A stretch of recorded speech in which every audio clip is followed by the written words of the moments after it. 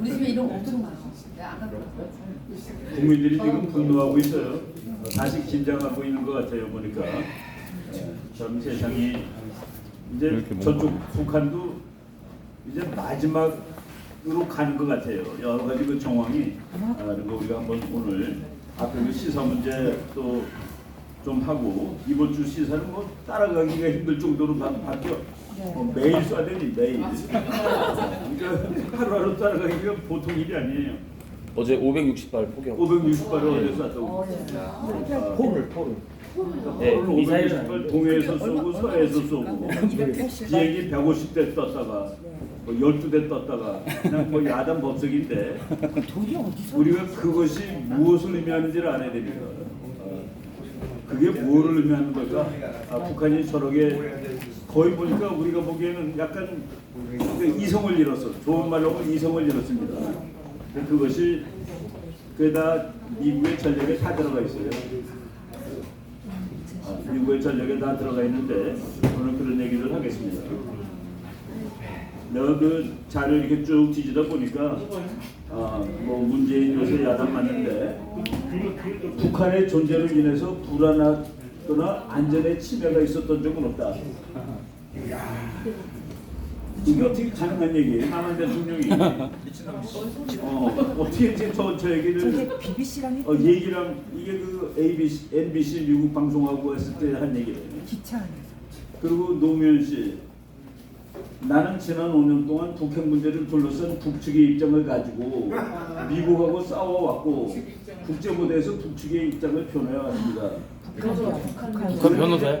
사형을 당한 거랑 마찬가지예요. 그런 말을 책 쓴 사람 있어요. 그러니까 총사령이라는 말이 나올 수가 어떻게 있을까 이런 상황을 보면 사형. 이게 대한민국의 대통령이라는 사람이 대통령은 뭐 하는 사람들인데 이런 세월이 있었습니다. 이런 세월을 우리가 참 그래도 잘 버텨왔죠. 오늘 아침 뉴스입니다. 한국 정부 대북 독자 제재 단행. 한국 정부가 이제 독자 제재 하는 것이 뭐 얼마나 그 큰 영향을 미치는지 모르지만은 미국이 제재하는데 이제 반대하는 나라는 일단 없어졌다라는 소리가 되는 겁니다. 미국이 제재하는 거는 거의 뭐 숨통을 끊는 거죠. 그러니까 목줄 조이기 작전입니다. 그걸 하는데 한국에서도 뭐 우리가 정확히 자료가 공개된 것은 아니지만은 북한한테 돈을 은밀히 갖다 준 거 아니냐 그래 그 의심하는 것들이 많잖아요. 네. 왜 카타르에 뭐 비행기 타고 가냐 국가 그 대통령 비서실장이 이런 것들 쭉 있는데 그래서 이제 한국 정부도 국제 제재에 100% 동참하는 순간이 왔다라는 그 얘기가 되겠습니다. 북한이 하루 568 포격 도발 이거 그냥 엉성한 대포가 아니라 그래도 뭐 이제 그 겁을 줄 수 있는 그런 대포를 막 쐈겠죠. 560발을 쐈다. 옛날에 그 월남전에 가 있을 때 월남할 때 1960년대죠. 우리나라 군인들이 그랬답니다. 포 쏠 때마다 카메라 한 대씩 날아간다 그랬대요. 그 값이 그때 카메라 비쌌죠. 포 한 발 값이 카메라 한 발 값이랍니다. 그러니까 저거 다 돈이에요. 그 동서의 완충구역에 170발을 쐈다. 9.19 합의까지 위반하였다. 9.19 합의 북한이 지키려고 마음먹은 적은 한 번도 없지만 그렇게 다 위반했고 참 대통령실에서 9.19 합의 유지는 북한에 달려있다. 다 없어진 거나 마찬가지예요. 서로 간에 말은 그렇게 하지만은 지금 북한이 하는 행동을 보면은 우리가 이제 국제정치학자들이 어느 나라는 미쳤다라고 얘기하면 분석이 안 됩니다. 미친놈을 어떻게 분석해요? 그 모든 학문은 인간이 합리적이다라고 가정을 하고 학문이 출발을 해요. 그거 다 미친놈들이 하는 거야. 그러면 그 놈서부터 분석이 필요 없습니다. 미쳤는데 어떻게 분석이 돼? 그죠? 그래서 그 레셔널리티 어썸션을 하는 거예요. 인간은 합리적이다. 저 나라의 정책 결정 구조는 합리적으로 할 거다. 그 나라의 국가 이익은 뭐다. 그래서 이렇게 하는 것이다라고 다 설명을 하는데 지금 북한의 경우는 그 레셔널 북한이 하는 행동을 이제 이게 저 합리적으로 생각해서 하는 행동인지에 대해서 지금 의문하는데 나는 그냥 개인적으로 분노 이거 그 분노를 왜 느꼈는지는 알 수가 없어요. 그 분노는 외부에서도 들어가고 내부적인 분노도 있겠죠. 거기에 대한 발작적 반응이다라고 봅니다. 그런데 내 그냥 헌치, 내 학자의 educated guess, 그러니까 공부한 사람으로서의 추측을 해보면은 지금 누가 김정은을 심각하게 화나게 하고 약올리고 있다라는 소리가 드는데 그것이 뭐 100% 미국 아니겠습니까? 미국도 그렇고 또 뭐 일본도 그럴지 모르고 한국도 뭐 알 수 없죠. 그래서 김정은이를 정말 참을 수 없는 극도의 분노로 몰아가는 세력이 있는 거 아닌가라는 그런 그 생각을 한번 해봅니다. 지금 여기 조그만 그 비행기들이 정찰기예요. 지금 그 오산공항에 가드레일이라는 이름을 가진 미국의 정찰기들인데 프로펠러 달리고 그냥 보면은 그 개인 미국 부자들 타고 다니는 자가용 비슷하게 생긴 비행기입니다. 그거가 여러 대의 동그라미 친 게 전부 다 그 비행기 모양인데 그 동아일보 그 어제 그 사진에 나온 거예요. 그 완전히 미국 정찰기들이 엄청나게 와가지고 지금 북한을 특A급 감시합니다. 특A급 감시하고 지금 북한 바로 위에 미국의 인공위성이 떠 있어요. 미국 인공위성 중에서 KH-11, KH-12, KH는 키홀이 뭡니까? 열쇠 구멍이죠. 열쇠 구멍 11호, 열쇠 구멍 12호 해가지고 그 열쇠 구멍 11호가 볼 수 있는 능력이 5cm짜리 물체까지 구분합니다. 5cm면은 이거 얼마? 이거 10cm인데 저기 레이저 포인터가 하나 떨어져 있구나라고 하는 거예요. 저기 골프공이 있구나. 그 옆에는 탁구공이 있네. 골프공 탁구공이 한 4, 5cm 되죠. 그거를 구분한다는 얘기입니다. 그러니까 레졸루션이 5cm야. 그러니까 거기 사람이 서 있는데 보면은 명찰까지 아는 겁니다. 명찰에 이충군이라고 써있네.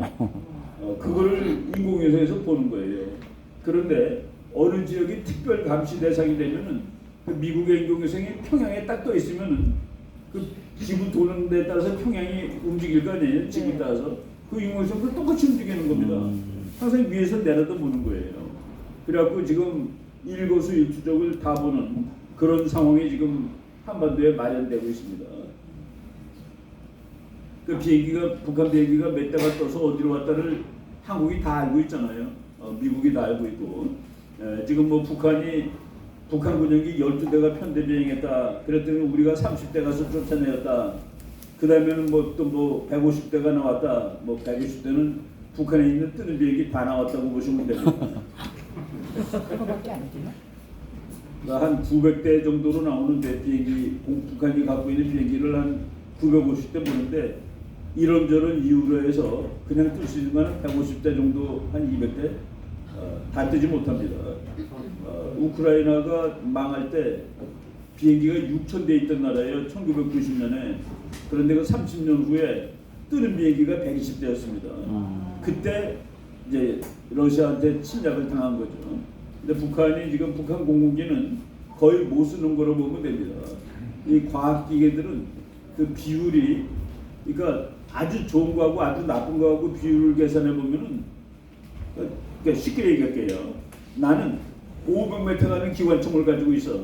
근데 여기는 전원이 200m 가는 소총을 가지고 있어. 그럼 나는 내 총은 500m 가잖아요. 여기는 200m 가는 총 갖고 있잖아요. 그러면 250m에서 긁으면은 이거는 몇 대 몇인지 계산이 안 되는 거야. 이거 여기서 쏘는 총은 나를 결코 못 죽여요. 100명이 쏴도. 근데 나는 100명을 죽일 수가 있거든. 이 현대무기는 그렇게 계산하는 겁니다. 그러니까 미국에서 제일 좋은 비행기를 워게임을 시킨 거라 F-22라는 조금 이따 나올 거예요. 자료로. F-22 한 대하고 미국에서 제일 좋은 비행기들하고 싸움을 시켰는데 145대 0이 된다면 더 이상 안 했습니다. 그러니까 145대 0인데 어떻게 145대 0이냐? 먼저 보는 비행기가 이깁니다. 공중전에서는. 근데 얘는 결코 다른 비행기가 보기 전에 먼저 보고 쏴요. 그 오버 더 호라이즌이라고 그래가지고 우리 눈으로는 안 보여. 근데 저쪽 그 지평선 너머에 있어. 근데 얘 지평선 너머에 있는 걸 보고 쏘거든. 그 가서 맞는 거예요. 그래서 그 비행기랑 훈련할 때 이제 조금 더 못한 비행기, 그것도 아주 최고의 비행기죠. 그 조종사들이 그 오버 더 호라이즌, 그러니까 지평선 너머를 볼 수 있는 그 기능을 끄고 한번 해보자 그랬더니 이제는 그 비행기도 추락을 했어요. 그러니까 그거 근데 어느 공군 조종사가 그거를 끄고 전투를 하겠어? 말이 돼? 말이 안 되죠. 그래서 북한이 비행기가 뜨는 거는 여기서 다 봅니다. 나는 이거 한 10년 전쯤에 미국 항공모함 동해바다에 왔던 항공모함 요새는 로널드 레이건 얘는 이 동네가 자기 담당 구역이라. 근데 레이건호 항공모함 번호가 76번이에요. 근데 내가 73번 함이 조지 워싱턴인데 걔가 동해바다에 왔을 때 한번 견학을 갔었습니다. 거기 그 함장이 이제 무슨 그 함장실은 아니고 그 방이 전체가 펄이에요. 껌껌한데 펄은 방에 큰 지도가 있는데 화면 전체 이거보다 뭐 훨씬 큰 화면에 거기에 그 한반도 지도가 나와 있는데 한국에는 점이 무수히 많더라고. 하얀 점이. 그러니까 파란 바탕에 하얀 점이 점점점 찍혀 있어요. 북한 쪽에는 아무것도 없는 거야. 이게 뭐냐고 그랬더니 이거 저 설명하는 사람이 요 점 하나가 비행기 한 대래요. 근데 북한은 아무것도 안 떠 있어. 남한은 새까맣게 많더라고. 다시 뭐 100개도 넘겠더라고. 그래서 자기네 그 미국 항공모함이 동해바다에 와 있는데도 불구하고 북한은 비행기 한 대조차 뜨지 않았다. 뭐 떠봤자 안 되고 기름이 없어서 못 뜨기도 하고 여러 가지 있는데 이것은 신문에 좀 나오는 얘기들이죠. 전술조치선 여기 이상 넘어왔을 때 이건 우리가 그은 겁니다. 특별감시선 그리고 군사분계선은 이제 그 휴전선이고 그래서 북한 비행기가 특별감시선 밑으로 날라오면은 우리가 뜨게 돼 있어요. 전술조치선 오면 이거는 거의 이제 뭐라고 그래야 되나 비상 걸리는 거죠. 격추 요격 준비하고 이제 뜨는 겁니다. 총알 다 장착하고. 그래서 뭐 이거는 이런 선이 있다는데 이걸 한국이 다 보죠. 미국도 다 보고. 지금 대통령실에서 전문가들한테 보내주는 자료입니다. 한미일 연합훈련을 한 이유가 뭐다, 개요가 뭐다, 주요 뭐 야당이 뭐라고 주장하는데 그 대응은 뭐다 하는 거 이런 것들을 뭐 보내줘가지고 그냥 여러분들 지금 제공을 할 테니까 한번 살펴보십시오. 뭐 다 합리적인 이유입니다. 국제정치학적으로 이론적으로 이렇게 해야 맞는 거예요. 내가 이제 월요일날 나갈 서울경제신문에 내가 한 달에 한 번 정도씩 글을 쓰는데 지금 한일 군사에 훈련했다고 그 여당 높은 사람들이 난리 법석을 치는데 고종도 안 되는 사람들입니다. 고종 수준에도 미달하는 인간들이에요. 지금 그런 얘기하는 거는. 그런데 그 얘기를 썼는데 그거는 다음 주 시간 때 잠깐 뭐 소개하도록 하겠습니다. 아주 격하게 썼습니다. 박사님 근데 북한 그 전투기 150대 중에 전투력이 갖춰진 전투기는 그러니까 거기서 제일 좋은 거가 미그 29라는 게 있어요. 네. 이용평이가 무엇이죠? 미그 29가 이제 북한이 가지고 있는 것 중에서는 최고인데 한 30대 정도 갖고 있었는데 그게 이제 북한이 도입한 것이 90년대 중반 정도 됩니다. 이제 수명이 다 한 거예요. 그러니까 보통 비행기를 전투기들을 8,000시간 날게 만듭니다. 8,000시간. 그러니까 8,000시간을 나는데 그게 보통 미국 기준으로 40년 걸려요. 그거 버리는 겁니다. 그거 생각 사는 거죠.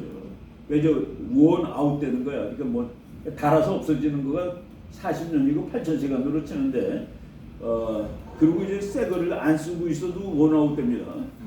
예를 들어서 좋은 신발을 샀는데 아깝다고 10년 있다 신으면 신발 부서져요. 내가 최근에 한번 그런 경험을 당했어. 신발이 말라붙었더라고 보니까. 나이키를 하나 사가지고 그냥 모셔뒀다가 최근에 가서 신었는데 막 떨어져. 그냥 잡아당기면 툭툭 떨어져. 밑에 바닥이. 그래서 자동차 볼 때 연식을 보는 거예요. 2015년형인데 뭐 10,000km밖에 안 탔다. 그거 못 쓰는 차입니다.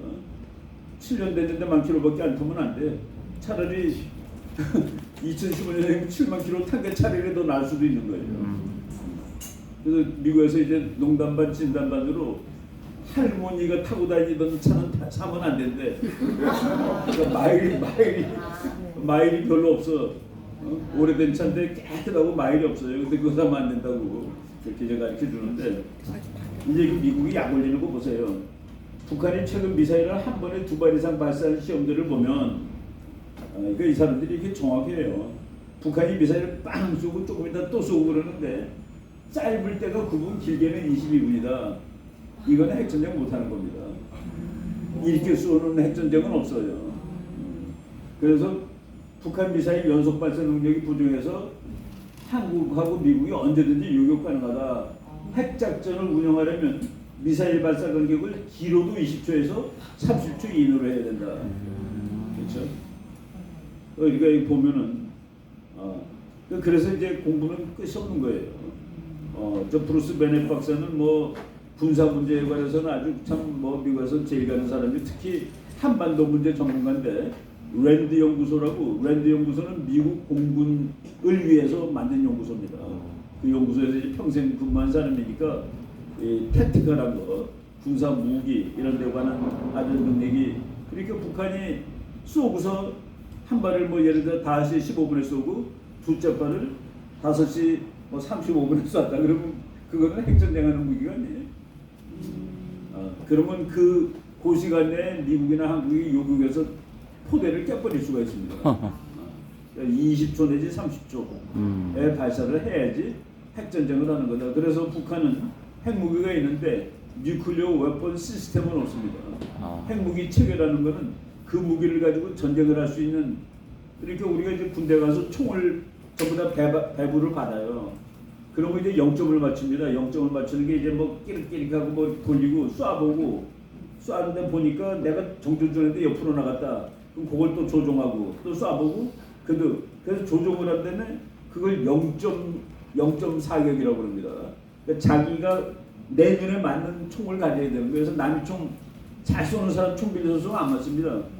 그래서 자기 걸 갖추는데 그것이 무기를 자기의 일부로 만드는 과정이에요. 그러니까 모든 무기 체계는 그 일부가 돼야 되는데 그래서 죽어라 훈련하는 겁니다. 죽어라 훈련하는 거예요. 클라우제비츠 전쟁을 보면 어떤 전쟁도 예상대로 되는 전쟁은 없다. 이 세상에 예상대로 진행되는 전쟁이 아무도 없어요. 왜냐하면 훈련할 때는 지가 죽는다는 생각을 하고 훈련하는 게 아니야. 근데 전쟁터에 나가면 죽을 수 있어요.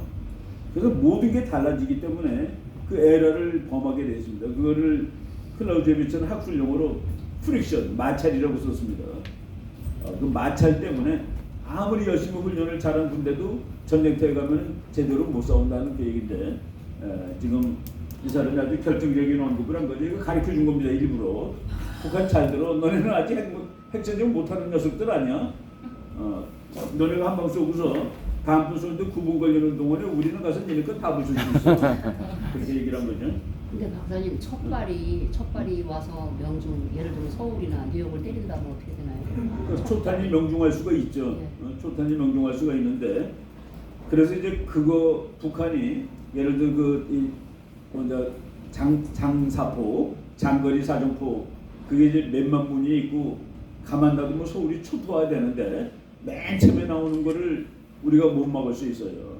그런데 지금 이제 북한의 장사포들이 전부 땅속에 들어가 있기 때문에 땅속에서 꺼내야 쏘는데 그때는 이제 우리의 정책 결정의 애로사항입니다. 이거 꺼낸 거를 보고 쏴야 되느냐 한 발 쏠 때를 기다려야 되느냐 그래서 전쟁은 땀나는 얘기입니다. 그 북한의 그 장거리 미사일들이 차에다 싣고 다니다 타이어 뭐 몇십 개 있는 거 쏠라고 들었을 때 미국은 이걸 때려야 되느냐 마느냐를 번민해야 되는 겁니다. 근데 그것이 날라오면은 그 다음 거는 가서 다 죽일 수가 있는 거죠. 근데 이거 쏠라고 들었을 때도 가서 때릴 수 있는 권리를 가지고 있다라고 미국에서 공식으로 얘기하고 있는 겁니다. 내가 전번 시간에 얘기했는데 김정은이가 전쟁 상황이 임박하였다고 북한말로 임박하였다고 생각될 때 내가 먼저 쏘겠다라고 법으로 발표했기 때문에 미국이 북한이 이걸 들었을 때 먼저 쏴야 되겠다는 결정할 수 있는 가능성이 훨씬 높아졌다라고 얘기하는 거죠. 그건 오히려 바보 같은 언급을 한 거지. 뭐 수중 발사, 뭐 연못에서도 쐈던데 연못에서 쏘는 거는 북한에서 잠수함에서 아직 못 쏜다는 소리일 수 있습니다. 연못에서 쏘는 거는 수중 발사인데 잠수함은 위로 뜨면은 그거는 시체야. 잠수함은 위에서 안 보이는데 들어가 있기 때문에 무서운 겁니다. 그래서 물 속에서 쏘는데 물 속에서 쏘면은 물 속에서 올라가서 물 밖으로 나온 다음에 엔진이 다시 한번 점화가 돼가지고 그리고 쭉 뻗치 날아가는 겁니다. 그 기술은 어렵죠. 물을 통과해서 나와서 공중에서 다시 또 날아가니까. 그래서 그 사진을 보면 동영상 보면 물에서 쭉 올라왔다가 물 바깥으로 이제 벗어난 다음에 딱 틀면서 한번 다시 뿜습니다. 그리고 날아가는 거예요. 그건 뭐 고도의 기술인데 그거를 북한은 연못에서 하는 겁니다. 연못에서 하는 거는 SLBM이라는 거를 은연중에 알려주는 건데 그 SLBM은 뭐가 무섭냐면은 그러니까 서브머린 런치드 볼리스틱 미사일, 그래서 SLBM이라고 합니다. 잠수함 발사 탄도 미사일. 걔는 2,000km 날아가는 거라도 잠수함이 8,000km 가면 10,000km가 되잖아요. 그죠? 근데 잠수함은 아무리 고물이라도 잘 잡을 수가 없어. 미국이 북한 잠수함을 그렇게 쉽게 못 잡습니다.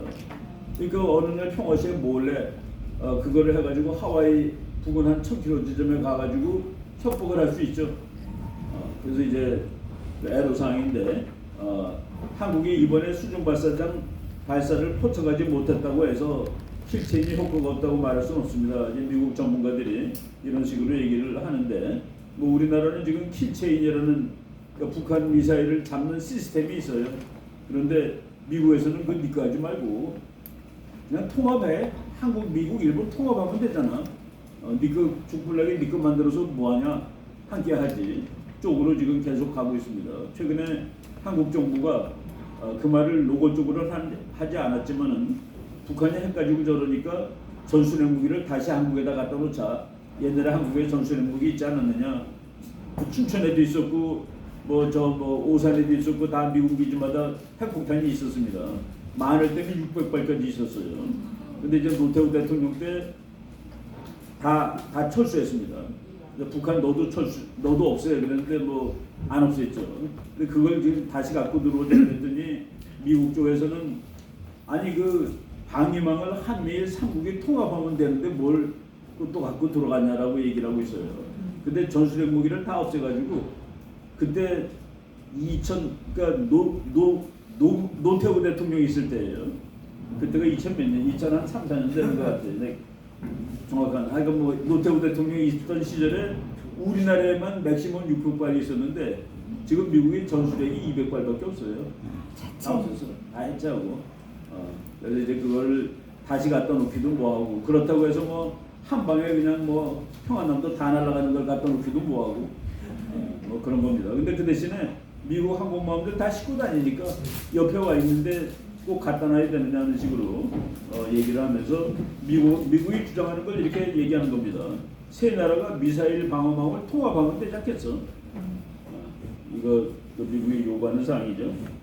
뭐 북한이 그냥 뭐 150대 무력 시위 참 좀 고물 가지고 난리치는데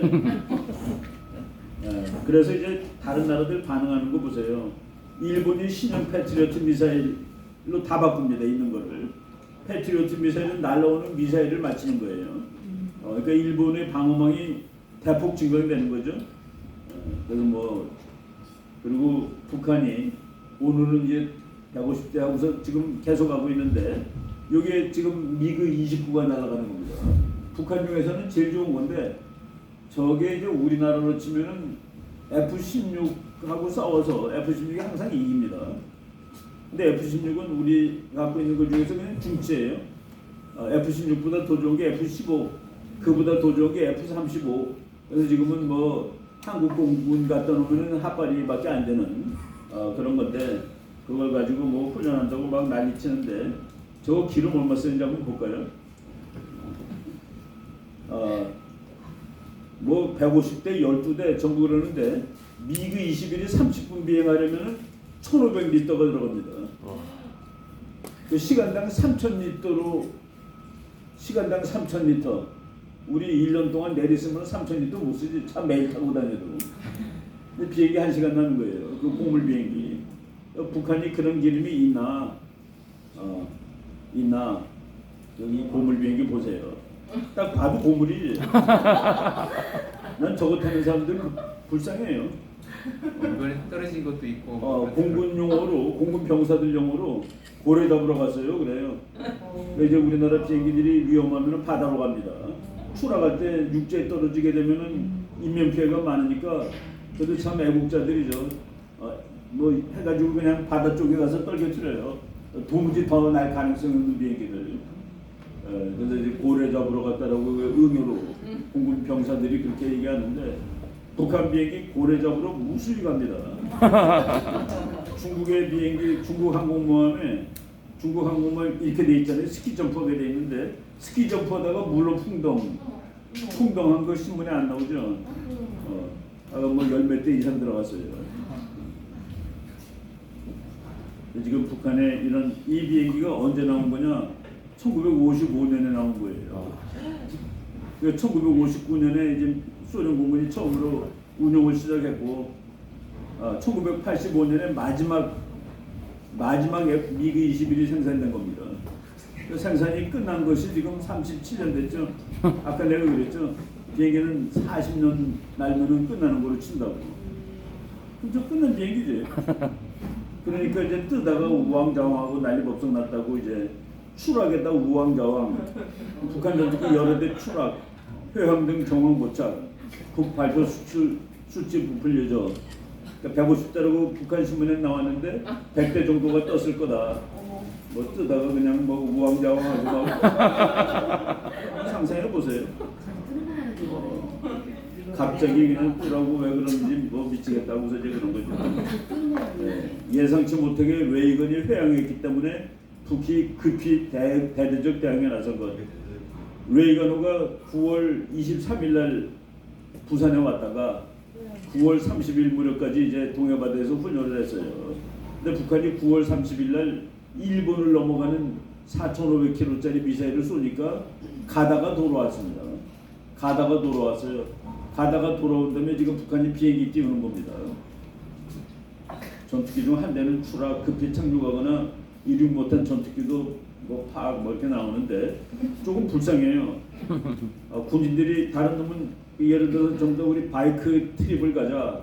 바이크 그러니까 이제 오토바이크도 있고 그냥 발로 굴리는 바이크도 있고 그렇겠지. 전부 다 오토바이 타고 나오는데 한 놈이 자전거 타고 나오면 같이 놀러 갈 수 있나요? 미국하고 한국 공군 뭐 비행기 띄우고 뭐 일본 비행기 띄우고 그렇다고 이게 온 겁니다. 독일 유로파이터도 와서 유로파이터가 그 진짜 좋은 비행기예요. 이것도 일본 F2 일본은 미제를 일본이 스스로 만든 겁니다. 그거랑 9월 28일 날 훈련하고 이런 데 대해서 나도 할 수 있어라고 보여준 건데 보면은 우리가 이제 무기 체계를 이해하고 군사분들 좀 아는 사람으로 보면은 좀 안 됐다는 생각이 솔직히 듭니다. 너무 불쌍하죠.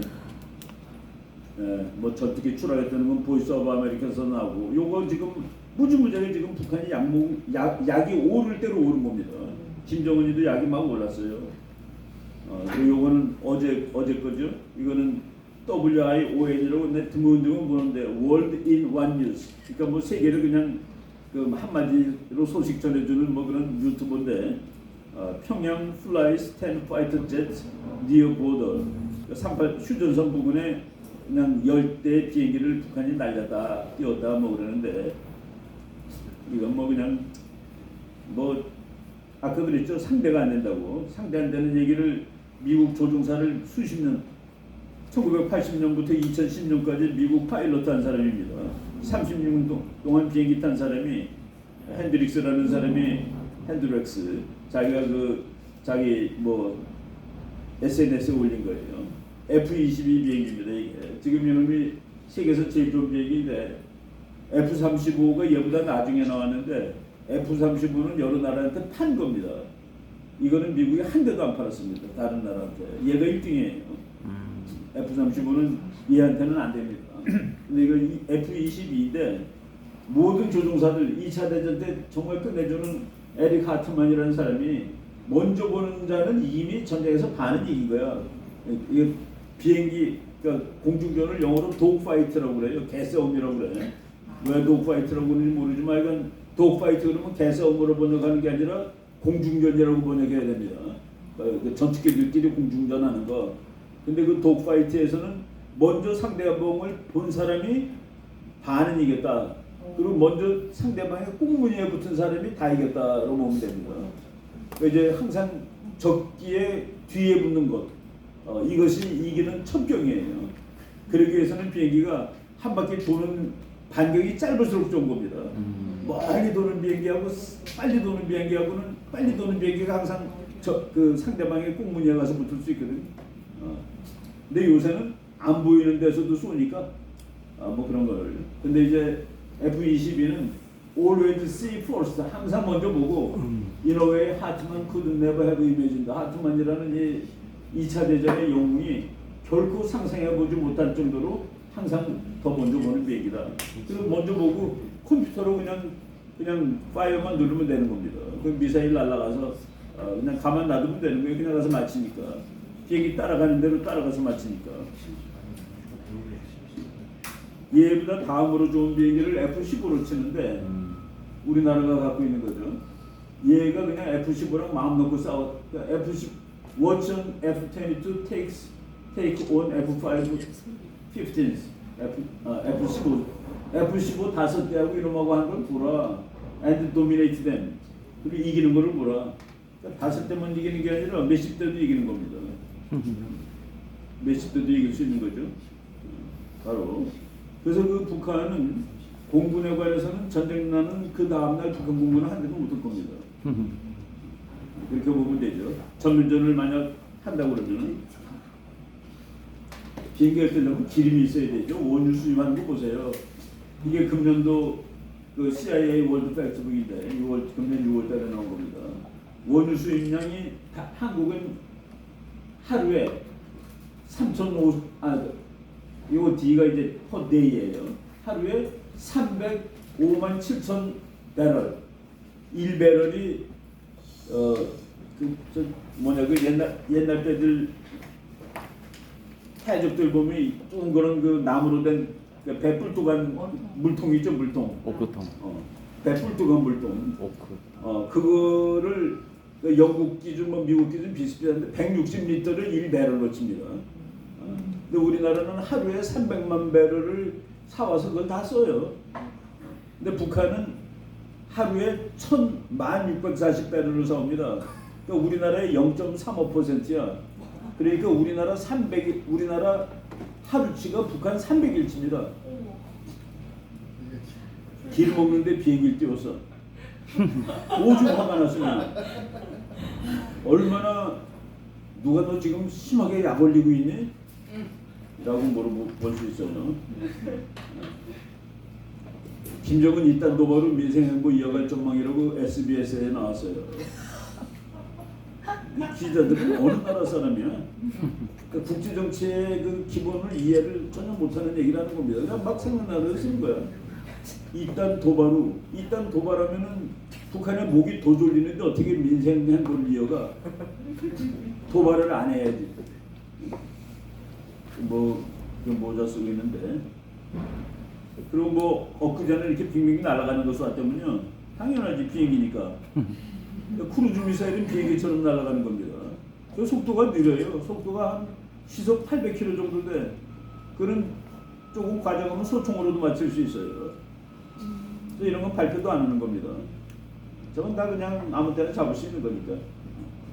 그래서 우리나라 대통령실에서 순항 미사일은 속도가 느려서 충분히 요격 가능해서 발표하지 않았다. 뭐 이런 식으로. 좀 너무 엉성한 얘기입니다. 김정은이 분노해서 말했어요. 오늘 올린 미사일 폭음은 적들에게 또다시 보내는 우리의 명명백백한 경고. 주도권 완전히 쟁취할 수 있게 핵전략 무력 운영 공간 계속 확대해 나가야. 이거는 20초 만에 한 발씩 쏴봐라 야. 브루스 베넷 박사가 조언한 대로. 그냥 보람이 깨고 싶냐 어쩌고 저쩌고 다 그냥 읽으면 됩니다. 강원도에서 80발, 서해바다에서 200발 있는 거 다 써봐라. 다 써봐 하고서 얘네들 북방 완충고에 포탄 떨어지고 군사 합의 뭐 이런 거 다 얘기하고 북한의 연이은 미사일 발사는 체제 유지 위한 자구책. 뭐 국민들한테 지금 미제 앞잡이와 미제가 이렇게 우리를 위협하고 있기 때문에 우리는 이렇게 대항하고 있다라는 걸 알려준 거. 그렇기 때문에 우리가 밥 먹을 돈이 좀 부족해졌다라고 얘기를 할 겁니다. 그렇지만 나라를 구하는 게 더 중요하지 않겠냐 뭐 이런 뉴스들 다 나오는 거죠. 뭐 하여간 뭐 하루 사이에 이게 그러면 북한이 막 잃고 막 쏘는데 북한이 그 군사 자산이라는 게 있습니다. 총알도 뭐 우리나라도 좀 이렇게 불리하게 말하면은 미국이 안 도와주면 전쟁 며칠밖에 못해요. 총알이 없어서 폭탄도 없고 기름도 미국이 계속 대줘야 되죠. 지금 사오는 기름을 거의 매일 다 쓰니까 물론 뭐 전쟁 나면 자동차 안 움직일 테니까 그 기름으로 탱크하면 되겠지만은 계속 물자가 와야 싸우는데 미국의 작전 계획 중에서 OP5030이라는 게 있습니다. 내가 갑자기 그게 생각나는데 오플랜 5030, 오퍼레이셔널 플랜, 작전 계획 5030, 롤백이라는 것은 밀어서 그냥 밀어붙이기 이렇게 보면 되십니다. 롬스펠드 장관이 저 사람이 그 미국 역사상 기록을 2개 가지고 있는데 가장 어린 나이에 국방장관 됐던 사람입니다. 포드 대통령 때 42살인가에 국방장관이 됐어요. 그리고 그다음에 부시 대통령 때 그때는 70몇 살이에요. 그래가지고 가장 젊은 국방장관 기록, 가장 늙은 국방장관 기록을 동시에 가지고 있는 사람이에요. 국방장관 2번 했습니다. 그런데 이 사람이 여기는 뭐 영어 쉬우니까 읽게요. 도널드 럼스펠드 디렉티드 밀리터리 코맨더스 장군들에게 뭐 군사 지휘자들에게 명령하였다. To develop a new approach for conflict with North Korea. 북한하고 다툴 때 새로운 접근 방법을 한번 개발해 보라고 지시를 내렸다. 그것이 오퍼레이션 플랜 5030이라. 그리고 5030이라는 이 계획이 존재한다는 사실 그 존재하고 있어요. 이게 뭐 어떻게 하는 건지 보십시다. 이 비판하는 사람들은 이 작전 계획은 전쟁과 평화가 구분이 안 된다라고 얘기를 합니다. 전쟁과 평화가 구분이 안 됐다. 왜 구분 안 되는지 봐요. Under the draft plan, 이게 완전한 계획이 아니라 그 계획 초안에 의하면은 미국 US Forces Korea 주한 미군은 would conduct 해야 돼. Pre-conflict maneuvers, 전쟁까지는 안 가는 군사 모노버, 군사 작전을 해야 되는 겁니다. To draw down, 말라붙게 하다.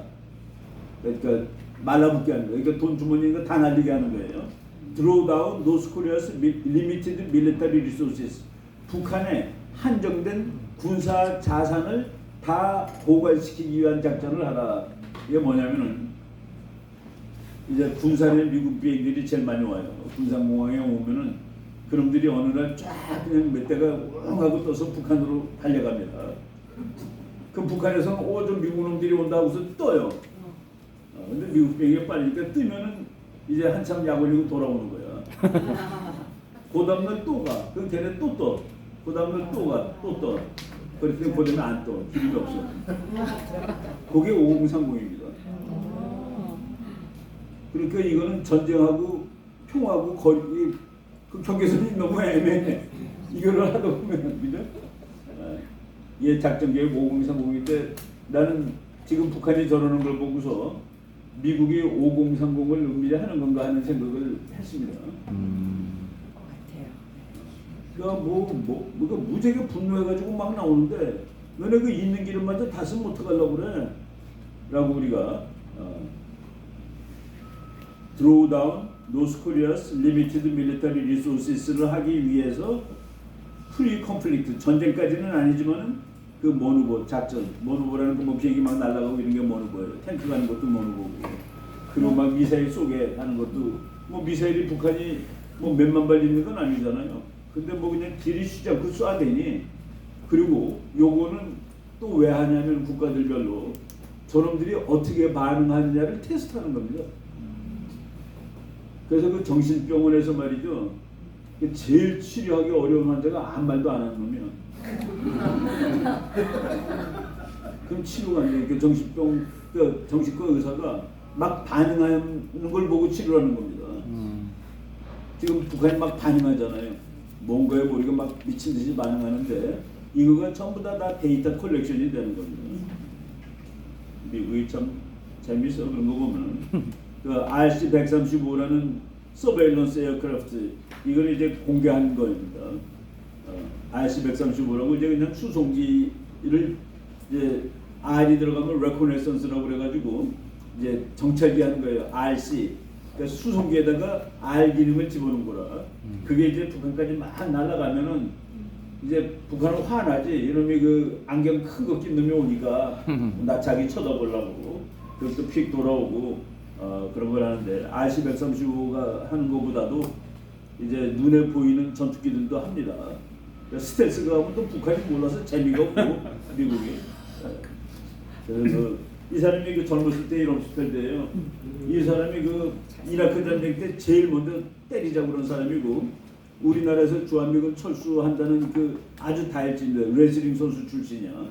그 미국 프린스턴 대학 학생일 때 미국 그 올림픽의 레슬링 선수 후보까지 간 정말 그 마초 남자인데 뭐 인물도 괜찮고 말도 건강하게 하고 그래서 그 아주머니들이 되게 좋아하는 사람이에요. 뭐 최근에 돌아가셨더라고. 그런데 이 롬스펠드 장관이 성질이 급하니까 한국에서 그 반미듬 할 때 다 빼버려. 다 빼. 우리 애들 다 빼라고. 그래서 서로 모르고 그러는 것이죠. 네, 그런 그 롬스펠드 그 이라크 때리자고 제일 먼저 얘기한 사람입니다. 이라크에서 실패했죠. 가면은 곧 신속한 승리를 거둘 수 있을 것이다 그랬는데 전투에서는 신속한 승리를 거뒀습니다. 근데 전쟁은 전투로만 끝나는 게 아니라 거기 전쟁까지 이 전투가 아니라 정치가 들어가잖아요. 근데 정치 마음을 사야 되는데 그거를 못 샀다 하는 그 에러가 났죠. 미국의 또 크리스 스미스라는 그 하원의원이 김정은 남매 참 김정은 시스터 브라더스라고 얘기하면은 기분이 되게 나쁘죠. 그들의 봉사와 지도력으로 국민이 행복할 때 유지되어야 합니다. 네가 정치를 잘해야지 정권이 유지되는 거야. 무기 쏜다는 건 니네가 약하다는 뜻이야. 라는 식으로 이제 약을 줬습니다. 북한이 하도 무기를 쏴대니까 미국이 이런 거 갖다 놓을 수 있는 아주 그럴듯한 근거가 생기죠. 이놈은 시속이 96km짜리 탱크입니다. 거의 저거는 자동차처럼 빨라. 그리고 성능이 탱크랑 같아. 이름이 스트라이커인데 또 Y를 씁니다. STRIK가 I가 아니에요. 사람 이름이야 스트라이커가. 2차 대전 때 그 전쟁 영웅 뭐 장군도 아니에요. 하사가 아닌가 그럴 거예요. 그 친구 이름을 따가지고 스트라이커라는 장갑차를 만들었는데 정말 빠릅니다. 우리나라 뭐 주한미군 훈련 반대하는 친구들이 데모하러 가면 벌써 이미 갔어. 하도 빨라서. 그리고 뭐 탱크보다 성능이 더 좋다고 그러죠. 이거를 요번에 요 며칠 됐어요. 한국에서 순환 배치한다고 갖다 놨더라고. 이겁니다. 내가 집에 얘 모델도 하나 있는데 아주 그 우람하게 생긴 탱크하고 웬만한 탱크보다 성능이 하나도 못하지 않은 뭐 그러면서 시속이 96이나니 뭐 별걸 다 하겠죠. 그죠? 이런 거 지금 갖다 놨습니다. 궤도가 풀리거나 이런 일은 없겠죠. 궤도가 아니죠. 바뀌잖아. 북한이 못된 짓을 해가지고 미국은 북한이 하는 일을 북한의 전술 전략 계획을 다 이렇게 보고 눈으로 그러니까 정신과 의사가 환자한테 말 시켰는데 말을 잘해준 거야. 저 보고 이제 한미일 군사 시동 걸린 한미일 군사협력 우려도 나와. 우려해라 그래. 저게 전에는 여수 쪽으로 들어왔는데 이번에 평택으로 바로 들어온 게 이제 이석기 새끼들이 철도를 이제 뭐 파괴시킨다니까 안 되겠다 그래서 평택으로 바로 오는 것 같아 지금. 다 연습 다 하는 겁니다. 네. 여기서 다 반응해요. 반응합니다. 지금 한반도 얘기 잠깐 하고 이거 우리 강미훈 교수라고 저 숙명여대 교수인데 이분이 방구석 외신이라는 유튜브를 하는데 아주 그 세계의 뉴스를 잘 그 요약해서 정리합니다. 우리가 애써서 뭐 미국 방송 안 봐도 이것만 잘 보더라도 다 볼 수 있어요. 내 광고를 해드립니다. 강민 교수 뭐 우리 후배인데 잘하세요. 잘해요. 아주 그 좋은 뉴스들 아까 정리해서 해주는데 15만 넘었는데. 네바다에서 뭐 트럼프가 연설했는데 중간 선거 승리가 거의 확실하다라는 그런 부정을 거. 안 해야죠. 미국 공화당이 트럼프의 정당이 되었다. 그리고 이번 그 공화당 그러니까 이제 이번에 435명의 하원을 다 뽑고 이제 상원 35명, 100명 중에서 임기가 6년인데 2년에 3분의 1씩 교체를 합니다. 그래서 상원의원은 A반, B반, C반이 있어요. 뭐 지금이 A, B, C인지 모르겠는데 하여간 이제 요번에 6년이 돼가지고 나가는 사람이 35명이라 35명 중에 뭐 공화당, 민주당 해갖고 공화당이 500 몇 명이 출마를 하는데 그 중에 절반이 2020년 대통령 선거는 부정이라고 믿고 있습니다. 절반 이상이. 근데 이 사람들이 만약 대거 당선되면은 그 2020년 선거도 뭐 트럼프의 다음 행보는 뭐 대선 나가는 거 뭐 확실하죠. 트럼프는 미국의 우파입니다. 미국의 자유주의자예요. 지금 미국이 글로벌리스트가 점령했고 글로벌리스트의 그 기본적인 사상이 사회주의입니다. 자기네들은 극단적인 부자들인데 왜 그런 생각을 하고 있는지 도무지 알 수가 없어요. 미국의 지금 뭐 상황 보면은 털시 거버드라고 이 사람은 민주당 대통령까지 출마했던 사람입니다. 물론 뭐 대통령 출마했다는 사실이 그 사람 본인이 이렇게 영향이 있다는 것을 말해주는 그 뭐 유일한 근거는 아니지만은 그래도 민주당의 대통령 후보를 꿈꾸던 그 하와이 출신 그 의원인데 당을 바꿨어요. 공화당으로. 그리고 도대체 민주당은 이게 미국을 대표하는 정당이 아니다.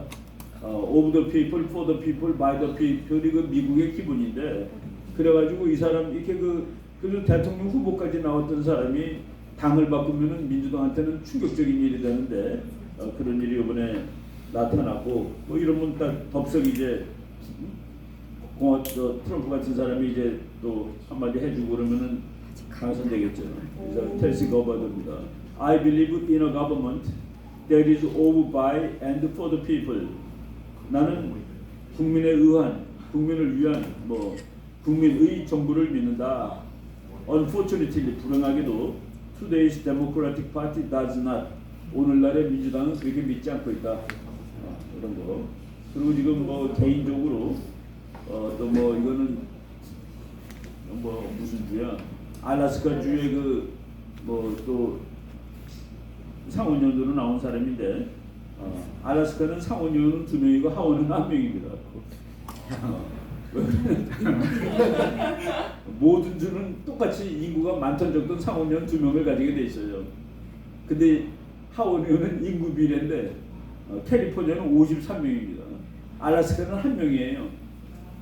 그러니까 알래스카는 캘리포니아 인구의 53분의 1이라는 뜻이야. 근데 대통령은 선거인단수로 하죠. 그러니까 알래스카는 상원의원 2명에 하원의원 1명이니까 선거인단이 3명입니다. 캘리포니아는 하원의원 53명 더하기 상원의원 2명에서 55명입니다. 근데 55명이고 3명이야. 그러니까 18배밖에 안 돼요. 그런데 실제 인구는 53배인데. 그러니까 그런 작은 주들을 다 먹는 정당이 이기는 겁니다. 대통령이. 야, 그러면 그 말이 안 되지 않냐? 인구 비례로 그거는 미국의 연방이기 때문에 그래요. 미국이 맨 처음에 국가가 13주가 있었는데 13주를 한 나라로 만들자. 그러니까 13 스테이트를 유나이티드 스테이트 오브 아메리카로 만들자 했을 때 이제 인구가 많은 주는 인구 비례로 국회를 만듭시다 그랬더니 인구가 적은 주는 그럼 너네들만 해. 우리는 안 들어가 그랬습니다. 그 둘을 다 만족시키는 거로 인구 비례가 아니라 각 주는 2명씩 동시에 상원의원을 둔다. 그래서 그 작은 주도 2명이고 큰 주도 2명입니다. 그리고 하원은 인구 비례로. 그래서 작은 주들도 다 들어가고 그 대통령 선거할 때도 작은 주가 그래서 예를 들어서 지금 캘리포니아는 55석인데 그러니까 선거인단은 하원의원 더하기 상원의원입니다. 그러니까 모든 주는 2 플러스 하원의 숫자예요. 그러니까 55 그리고 알래스카는 3. 그런데 인구는 이쪽이 53배.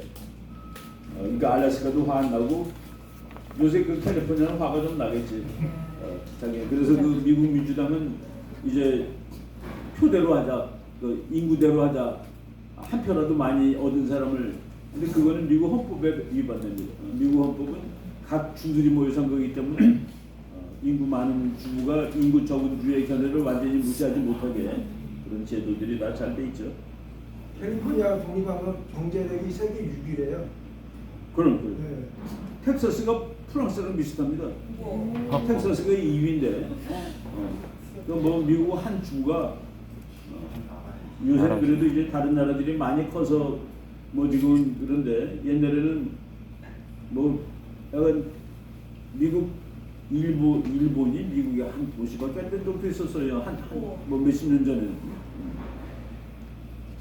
최근에 그 미국에서 나온 책 오버리치라는 책, 미국의 여자 국제정착자들 많습니다. 셜록 그 수잔 셔크라는 여자학자가 이 책은 내가 주문해서 지금 오는 중입니다.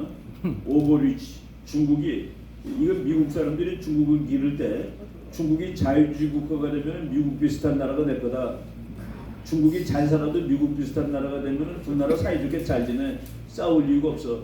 그렇게 생각하는 국제 정치가 리버럴리즘입니다. 리버럴. 그래서 그 너가 미국의 환상주의를 깨는 거가 다 그걸 깨는 거예요. 그런 환상을 가지고 어떡하냐. 근데 미국은 환상을 가지고 중국을 길러줬는데 이 사람은 옛날부터 그렇지는 않을 거다라고 얘기했는데 바로 이제 이번에 나온 책에서 중국은 너무 나갔다. 중국은 이제 깡패로 나가는데 거기에 대응을 해야 될 때가 왔다라는 얘기를 쓴 책입니다. 슈잔 셔크. 이 사람 남편도 뭐 유명한 학자들하고 보니까. 그리고 미국이 중국을 죽이는 거 우리나라에서는 그렇게 심각하지 않은데 영어로 보면은 아주 썰렁하게 나옵니다. Washington raises stake in war on China's technology. 미국은 중국의 기술에 대한 전쟁의 수위를 확 높였다. 어디까지 높였냐? 이거 다 읽을 필요 없고 저쪽 그 문장의 맨 마지막에 to put it mildly 점잖게 표현한다면은 Chinese companies are basically going back to the Stone Age. 중국의 기술 회사들은 그냥 원시 시대, 스톤 에이지가 뭡니까? 그러니까 석기 시대로 돌아가면 되는 거야. 그러니까 미국이 중국의 회사들을 석기 시대로 돌려놓고 있다는 얘기입니다. 이 싸움이 어느 정도 싸움인지 말 한마디로 그냥 점잖게 표현하면 미국이 중국의 전자회사들을 석기 시대로 돌려놓고 있는 중이야. 근데 우리가 거기 가서 지금 돈 벌겠다고 그럽니다. 이게 어디 정신이 나간 거지. 요거 저 우크라이나 얘기는 다음 주에 해야 되겠다. 시간이 많이 들어서 여기까지 오늘은 그 시사는 여기까지 하고 지금 한 10분 이내 쉬고 지금 저 시간으로 10분까지 쉬고 그리고 이제 본론 들어가겠습니다. 아니요, 저기 이거 중심만 좀 잡으면요.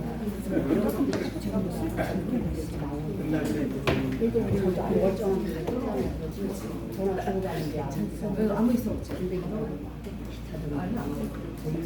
뭐 강의 하나 해달라고 약속을 한 거가 3시 20분부터인데 안양에서 혹시 뭐 물어보니까 그냥 외부 사람이 와도 된다고들 얘기하는데 여기는 뭐 가봤자 필요 없는 거 다 아는 얘기들이니까 다 들은 얘기들이라서 오늘 그래서 내가 전철 타고 갈 예정으로 있어요. 여기 저 광화문은 잠깐 들렸다가 그냥 그 시청 앞에서 타고 가면 되니까 17일 날이 우리 아까 저 오후 3시요. 거기 17일 날 오후 3시 원래 10월 17일이 그 10월 유신 네, 네. 10월 유신인데 그게 50주년입니다 벌써.